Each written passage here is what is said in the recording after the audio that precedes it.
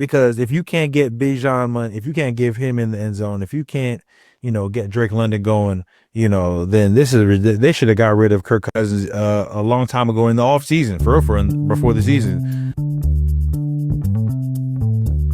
Greetings and salutations, and welcome to the Odd Coaches Podcast, the authentic voice of sports leadership where coaching wisdom meets real talk. I am your host, Dr. Keith Adams, and on today's Top Shelf Tuesday edition, Week 8 wrap-up, our teams doing business the right way, and a preview of Week 9. With us today, academic and athletic consultant for the CKSA Project, George Ockett, and Captain for Life, Will Cotton. Cotton Man, what was the best thing you saw this past week in the NFL?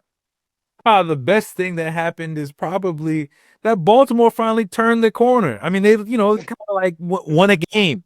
I know Lamar's out. This whole structure is built to win right now, and they were not winning right now. They went in and they won very convincingly. I think it was a really good win for them. They actually used Derrick Henry as you're supposed to. I mean, look, he only got too many miles left. Use him, run that Bama. He's a former MVP. Trust me, he can go. Very happy for them to get the win for them, and we'll see how it goes moving forward. And if you're bored, look at how close they are to first place. AFC North. All right, George, what was the best thing you saw Week 8, sir? Well, I'm going to do you one better. The Jets won a game. BCA, baby, BCA. The Jets won a game, and no commentary is even needed. The Jets won a freaking game.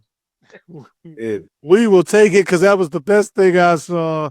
I'm still mad that they put music to my man Aaron Glenn, and the one exciting thing he had happen before this week. But whatever, congratulations on that, George. I'm gonna stay with you. What's the worst thing you saw Week 8? The Cowboys defense. I'm trying to figure, how do you have an offense that is that good and that explosive, and you can't stop? I mean, I don't know if they could stop Quince Orchard right now. I don't know if they can stop a high school team right now. And to make matters worse, they keep getting people injured. I think they brought somebody off the street to play safety tonight. So, it's terrible. It is bad, and it's getting worse. It's getting no help. And you go in and you talk about Dak had one of the worst games he's had all year, but you can't help it. You're trying to play. You're playing from behind the whole time, so you got to force the issue all the time because they can't stop. They can't stop a cold. Well, I took the over, so that's good for me. God, man, what was the worst thing you saw Week 8? Worst got to be the Atlanta Falcons. Oh, came in hot. They thought they had one of the best teams that was on fire. They came in. To be honest with you, I'm not gonna be 100%. When I saw all this Kirk Cousins stuff on my phone and all these alerts and notifications, I started getting a little worried. And then obviously it came true with what the score was that I saw, because if you can't get Bijan money, if you can't give him in the end zone, if you can't, get Drake London going, then they should have got rid of Kirk Cousins a long time ago in the off season, before the season. Now it'll be impossible to trade him off. You know what I'm saying? And but that was the worst thing I saw for Atlanta, and at home against a weak Miami Dolphin team with a quick back and an out. They punch drunk, and that's not good. That's not good. So on Tuesday, that check's gonna clear for Kirk, so he didn't feel too bad about it. Yeah. All right, Cotton, what's the most surprising thing from Week 8 that got your attention? I would say probably that surprised me pleasantly is that I am really taking the Colts serious. The Colts are a seriously good team. They're very well balanced. Obviously, Daniel Jones is like, hey, if I don't throw interceptions and fumble the football, I can actually win in the NFL. So he has a good offensive line. He is probably the front runner right now for MVP right now with Jonathan Taylor. They have another receiver, Freeman, I believe his name is, young brother, in dynamic, had a touchdown tonight, had 95 yards, good defense. I think they're a really, really good team that people are really sleeping on. And I was really surprised how good they are this week. These guys, the Colts are, if the season ended, are the number 1 seed in the AFC. Daniel Jones got something he did never experience in New York. That press ain't on him, and he got a running game and offensive line. So it changes a whole lot. All right, what about you, George? What's the most surprising thing? Or is it that the Colts are the number 1 seed in the AFC? Was voting have, but I can also get it 2 snaps up for the Houston for Houston today. They they came up. I got the 49ers. Everybody was like, "Oh, 49ers this." I thought that was going to be a runaway right there, but I got Houston came in, played the butts off, and got a win. So that's mine for this week, man. Yeah, I was surprised by that too because I took the 49ers plus 2.5. Thanks, Shaq. Who wouldn't? I was watching the game, and all of a sudden I was like, every highlight I was like, oh, Stroud sacked, oh, interception. And I'm like, they lost. All I heard was no the sack, Houston, oh, down behind the line of scrimmage. I'm like, oh man, Texas getting their ass whooped. I texted my fans. I was like, man, Texas getting their ass beat. He was like, what you talking about, dude? So, fans, when we get back in segment 2, I got my pleasure, I got my anthem. We're going to talk about teams and if they're doing business the right way. We'll be right back on the Odd Coaches Podcast. Today's student athletes face pro-level challenges without pro-level support. The CKA SAVE project is here to change that. For 16 plus years, Dr. Keith Adams and his team have provided comprehensive academic and athletic support from middle school through post-graduation transitions. NIL guidance, transfer portal navigation, academic coaching, career planning, they've got it covered. The CKA SAVE project. When your future is on the line, experience matters. Learn more at www.ckasaveproject.org. Welcome back to the Odd Coaches Podcast. In segment 2, this past week there was a few incidents that took place, and I'm glad I got people who can calm me down to help me talk about teams doing business the quote right way. So now, CKA's definition, there's no right or wrong way. There's a preferred way. However, there's a certain way you treat people. So let's go to the Jets first. Woody Johnson created a firestorm when unsolicited. Nobody asked you. He started to allude to Justin Fields' poor play, saying, quote, it's hard when you got a quarterback with a rating that he's got. I mean, he has ability, but something just is not jiving. And the fact that he used the word jiving kind of tells you how old he is. That's crazy. So, Will, you're the player. This is the equivalent of your principal just smashing you.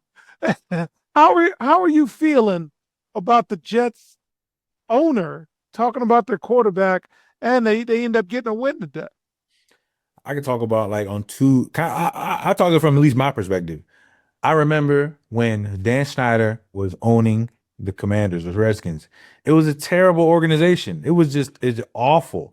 You know, it was just terrible. And he would say things and do things that make you question about, should you really own this team? And I think the biggest thing that people should see from that, especially once Dan Snyder was let go and he had to sell the team, and then they saw even if the Commanders are 3-4, there's a whole different 3-4 or like a whole vibe around it. It's a real organization. And I think that's what they're going to get in the Jets. You're going to get the same thing over and over until Woody Johnson sells the team. And he's not going to sell the team because y'all keep giving him money.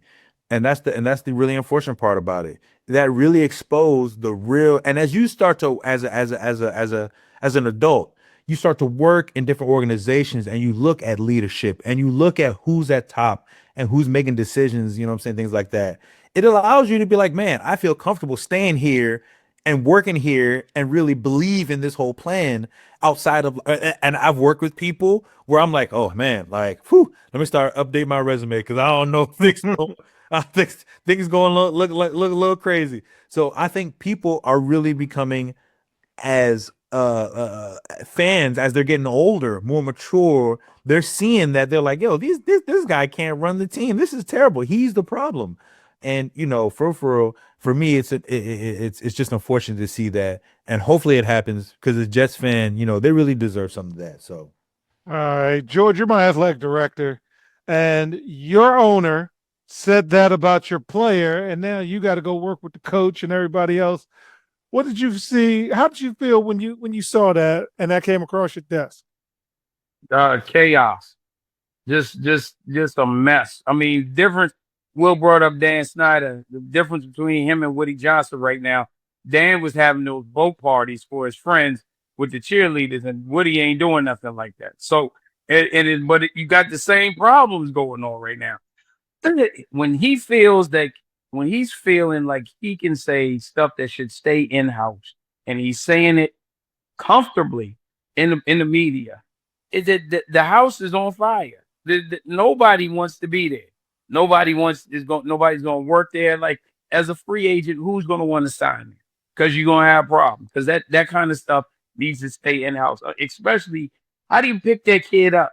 He already knows he's playing bad. The results are horrible, and the owner now, the guy who signs his check, has no faith in him.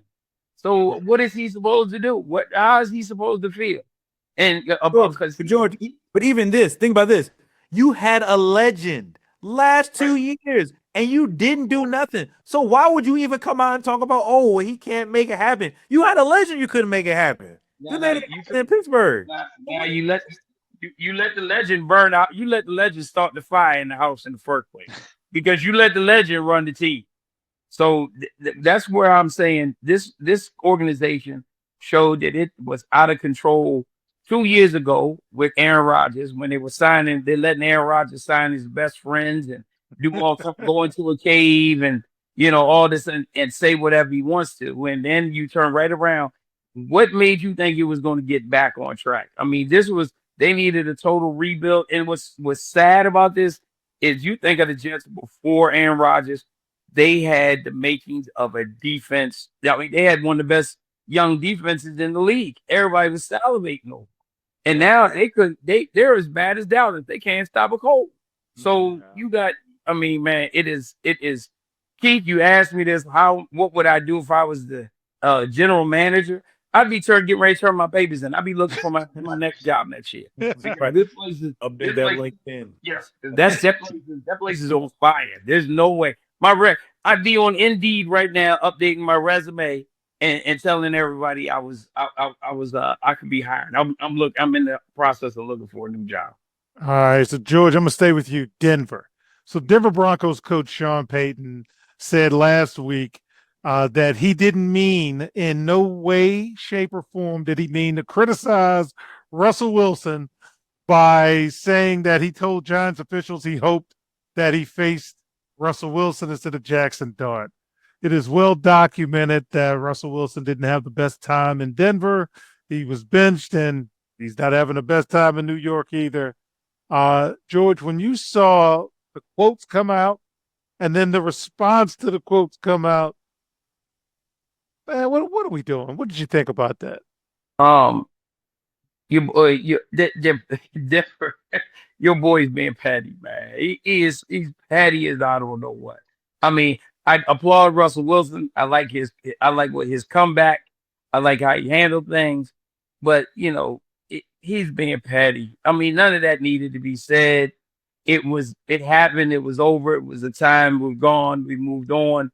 And you don't have to keep talking smack about the man. Hell, the only reason you were even a thought process last year was because of Russell Wilson. He had for older quarterback, he had a better year. He had one of the better years that he had on the downside of his career. But you want to kick dirt on the man while he's down. So it's just petty. If I really Russell Wilson, next time he sees him, he's face to face with him, I wouldn't even be mad if he slapped him in the mouth. I really wouldn't. Codman, you are the player.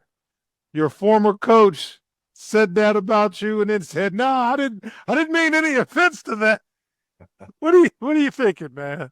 Oh, I'm with George. Next time you see him, you gotta slap him straight up.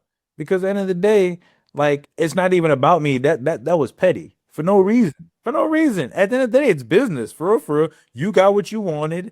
I got what I wanted. I didn't have to be in Denver no more. You didn't have to.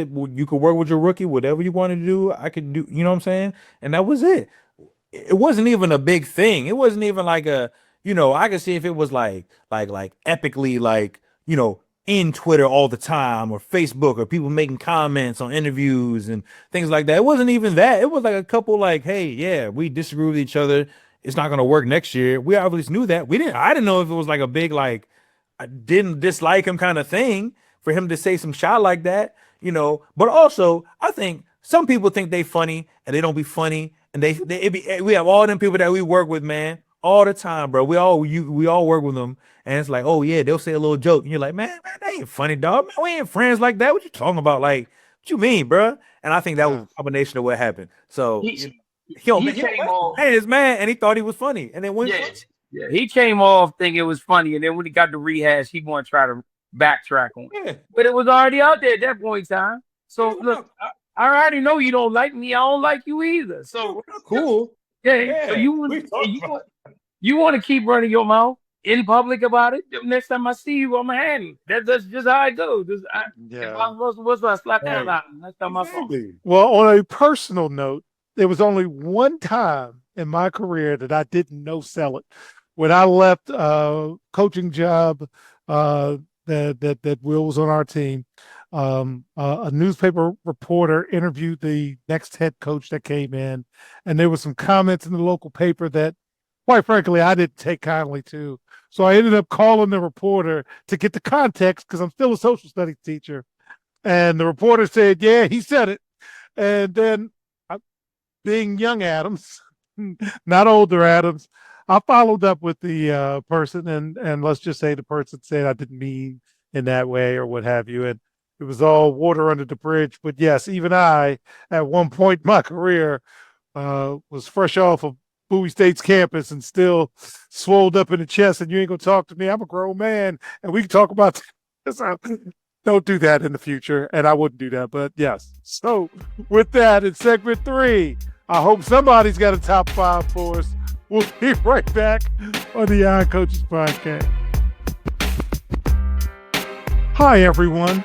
Dr. Keith Adams here, and for over 30 years, I've dedicated my life to helping student athletes succeed, not just on the fields and the courts, but in the classroom and beyond. And that's why I founded the CKA Save Project.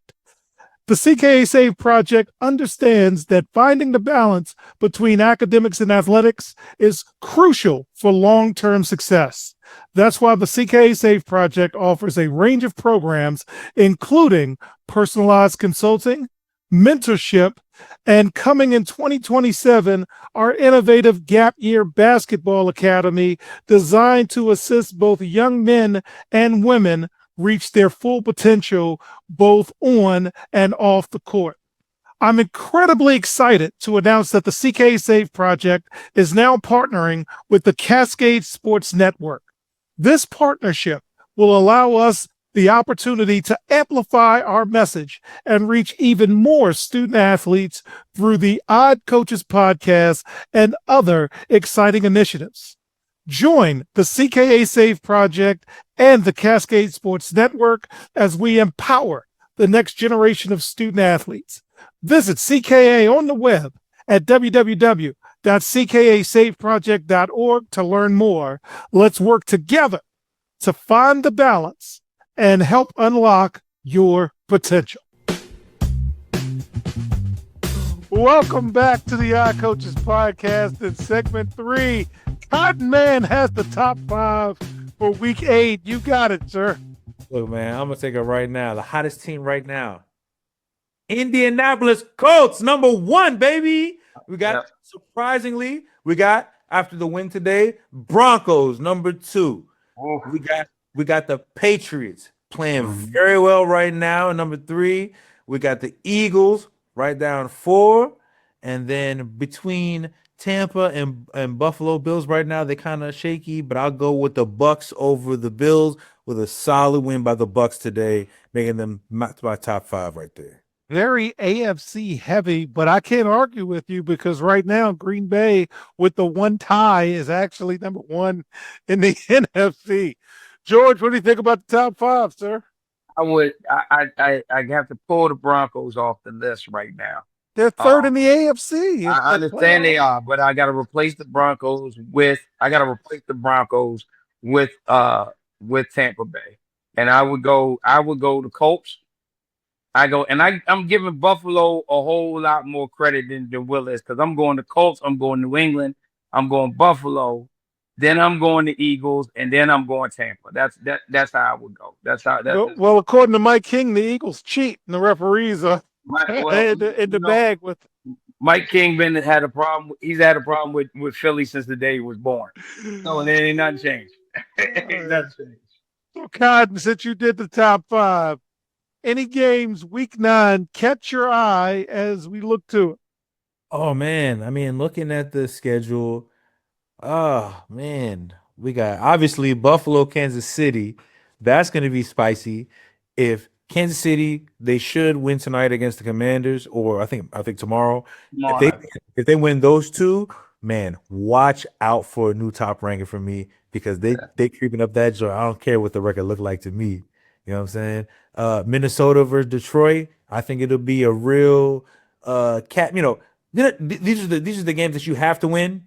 This is, Walter Johnson, Wednesday night, coming to home. Nobody coming to the joint. You win those games. You gotta don't make it a game, but just make sure you win. Make sure you win that game. You know what I'm saying? Baltimore versus Miami. I think Baltimore got to win another game that they got to keep alive. In my opinion, they got to win out. If they lose any game, it's over for them in terms of playoffs. So that's a good win for them right there. I think I would love this to be a game that could turn it around for the Commanders. They play at home. They got Seattle coming out west from the east. Jay Daniels should be playing for this one. This should be a nice little hot game before you go to Madrid for a couple weeks. Where you can win a game. So, and you can catch fire. So that'll be kind of games I'll be looking at for. So there's some games that we got out here in Pittsburgh, Indianapolis is going to be a hard-nosed good one out there. We'll see what happens. We got some good weeks coming out, man. Well, it beats this week. George, any game week 9 catch your eye? Because I was underwhelmed this weekend. The bowl for it all is that Ravens Dolphins game, because whoever loses that game is done. They better get in the circle and go 1, 2, 3 Cancun right there, right then and there. Let's see. Well, what are the Falcons? Who are they? What are they going to have? Who's healthy? They got to go to New England. That's not going to be good for them, I don't think. So they better start reevaluating stuff. And hey, can old man keep going? Can Flacco keep making this thing happen? They got the Bears coming to town. So that was going to be interesting. Colts going was disappointing. I was very things that I did, worst things I seen today. Yeah. Chicago also did not show up today. That was another thing. I was just like, ain't nobody gonna show up. Just shoot, that's my bad. Anything, but yeah. It's all right. Yeah, no, because it'll be interesting. And that Colts Steelers game looks good to me. And then, man, the Broncos gonna stay hot. They gotta go see the Texans. The Texans somehow find a way showing up at funny times. And then I gotta see what kind of mindset are the Giants going to be in. They got to play San Francisco. They lose Scatterboo today. Well, that's a bad injury. Man. That's a they got Dart. Is he going to have himself back together? Can they put up a fight? So that's what I want to see. I want to see if they're going to put up a fight. And after what San Francisco showed today about getting blasted by the Texans, what are they going to have? What happens with them? So, we'll see. I got to ask you guys this, though. So Seattle, Washington is the late game on Sunday night on NBC. So that's another primetime game. It's bad enough Kansas City is going to get primetime Marcus Mariota. And then Dallas and Arizona on Monday night. And we got a couple of teams that are of interest on bye weeks. Cleveland's on the bye week. I'm not mad at Dylan Gabriel. You did the best you could, but man, Cleveland's a mess. When did Cleveland become interesting? And don't say you don't feel bad for Dylan. Dylan Gabriel sucked today.